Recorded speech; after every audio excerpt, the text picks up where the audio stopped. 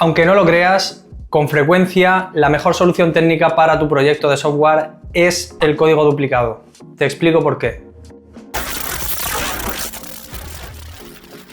Hola a todos, soy Carlos Sala, desarrollador de software, y hoy vamos a hablar sobre el código duplicado. Cuando empezamos en esto de la programación, una de las primeras normas que aprendemos es el Don't Repeat Yourself, el famoso principio DRY. Ese principio nos habla de las ventajas que tiene tener una única fuente de conocimiento, una única fuente de verdad en nuestro proyecto. Y esto es muy útil para no repetir variables o funciones que vamos a utilizar de forma global en el proyecto, pero también puede ser muy perjudicial para tu proyecto. Si tomamos al pie de la letra este principio DRY, intentaremos a toda costa evitar la duplicidad de código en el proyecto, lo que nos va a llevar inevitablemente a crear abstracciones extrañas. Y esto lo aprendí del CTO de Codigames, que es un estudio de videojuegos de Valencia en el que estuve trabajando durante un año, que me lo dijo muy claramente. Muy claramente me dijo: hay código que es mejor que esté duplicado, porque si no empezamos a abstraer y llegamos al concepto de elemento,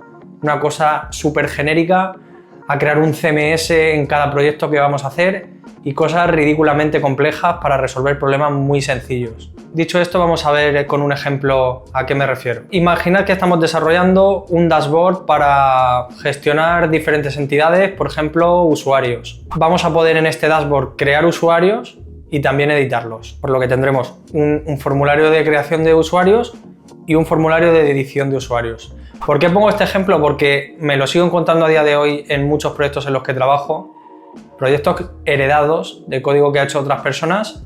No están ni mejor ni peor, porque yo también he cometido esos errores, pero yo me lo sigo encontrando y muchas veces la solución es pasar a un código duplicado. Bien, volvemos al ejemplo. En este caso en el que queremos desarrollar un dashboard con un formulario que nos permita crear usuarios y un formulario que nos permita editar esos usuarios. A muchas personas, pensando en ese principio DRY que aprendieron cuando empezaron a programar, se les ocurriría crear un componente llamado algo así como UserForm y reutilizarlo en las dos vistas, reutilizarlo en la vista de creación de usuarios y en la de edición de usuario. Bien, esto parece que sea una abstracción que encaja con los casos de uso, que en una primera instancia puede que todas las piezas encajen y te salga bien la jugada y puedas tirar para adelante con ese componente. Pero ¿qué va a pasar cuando añadas las validaciones, que serán diferentes para la creación y edición de usuario?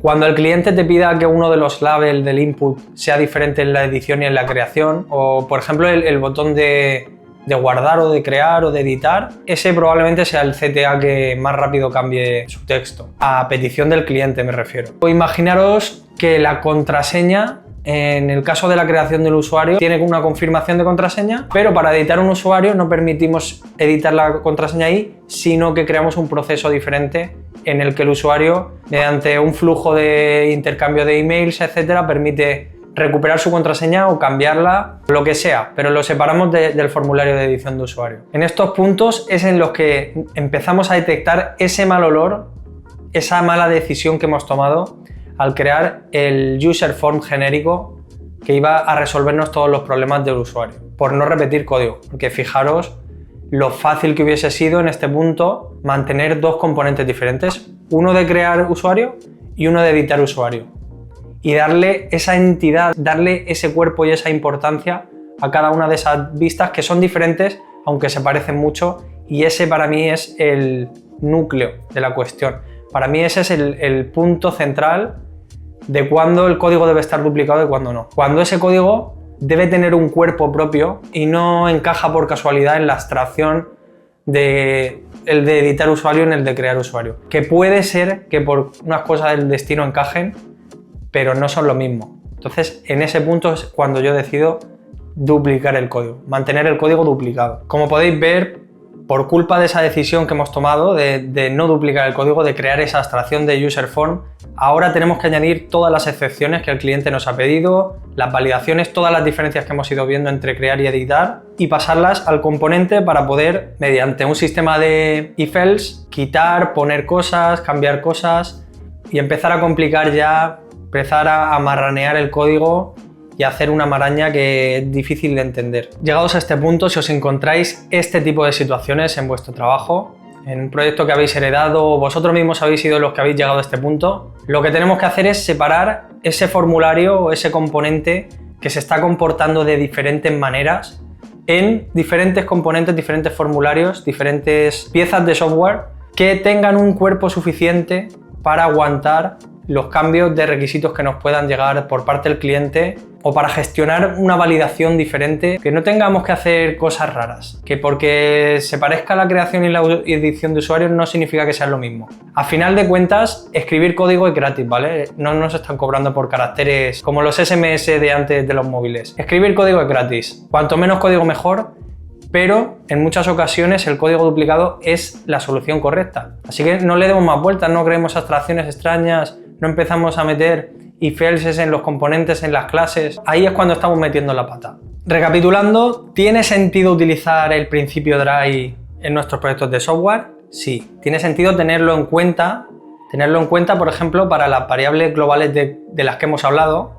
Ese tipo de variables, ese tipo de funciones puras que vamos a reutilizar en el proyecto. En esos puntos tiene sentido utilizar el principio dry, don't repeat yourself, para no tener código que hace exactamente lo mismo. Cuando estamos cometiendo un error al crear abstracciones complejas y añadiendo complejidad al código y añadiendo if else y haciendo cosas extrañas en el código.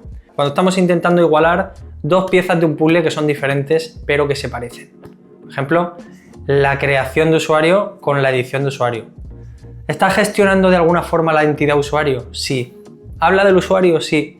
¿Es lo mismo? No. No es lo mismo, son dos cosas diferentes, son dos formularios diferentes, tienen validaciones diferentes, probablemente tengan campos diferentes, probablemente queramos que el botón tenga un CTA diferente, un texto diferente.